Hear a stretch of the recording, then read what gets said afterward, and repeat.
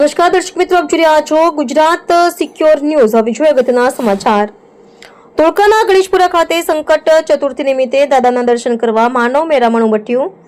આજરોજ તારીખ 8/11/2025ના રોજ ધોળકાના ગણેશપુરા ગામે સંકટ ચતુર્થી નિમિત્તે વહેલી સવારથી જ મોટી સંખ્યામાં શ્રદ્ધાળુઓ ઉમટી પડ્યા હતા। દૂર દૂરથી આવેલા ભક્તોએ દાદાના દર્શન કરવા માટે લાંબી કતારો લગાવી હતી। આ પવિત્ર દિવસે દાદાને વિશેષ રીતે શણગારવામાં આવ્યા હતા। મંદિર સંસ્થા દ્વારા ઉપવાસી ભક્તો માટે ફરાળની વિશેષ વ્યવસ્થા ગોઠવવામાં આવી હતી। શ્રદ્ધાળુઓની સુવિધા માટે દર્શનની પણ વિશેષ વ્યવસ્થા કરવામાં આવી હતી। આ સંકટ ચતુર્થીના દિવસે અમદાવાદ રેડક્રોસ સોસાયટી દ્વારા રક્તદાન શિબિરનું આયોજન સંકટ ચતુર્થીએ કરવામાં આવે છે। રેડક્રોસ સોસાયટી દ્વારા મંદિરની બહાર એમ્બ્યુલન્સ ઊભી રાખવામાં આવે છે અને ભક્તો દ્વારા સ્વૈચ્છિક રક્તદાન કરવામાં આવે છે। Reporter Ramesh Solanki, Gujarat secure news, Dholka.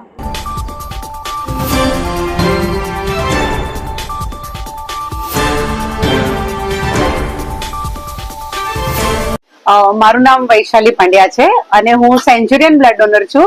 અત્યાર સુધીમાં હું 123 વખત ડોનેશન કરી ચૂકી છું અને અહીંયા આપણે ગણેશપુરા જે મંદિર છે કોઠમાં, ત્યાં અમે અમદાવાદ રેડક્રોસનો થેલેસેમિયાના બાળકો માટેનો જે બ્લડ ડોનેશન કેમ્પ છે અમે છેલ્લા લગભગ 1 વર્ષથી અહીંયા કરીએ છીએ અને અમને ઘણી સારો પ્રતિભાવ પણ મળે છે। છતાં પણ હજી લોકોની અંદર જે ગેરસમજ છે રક્તદાનને લઈને કે રક્તદાન કરવું જોઈએ ના કરવું જોઈએ, ઘણાને નીડલનો ડર લાગતો હોય છે, તો એ બધાને હું હાથ જોડીને અપીલ કરવા માંગુ છું કે જો તમે રક્તદાન કરશો તો તમે એક રક્તદાનથી 3 બાળકોનું જીવન તો બચાવી શકો છો।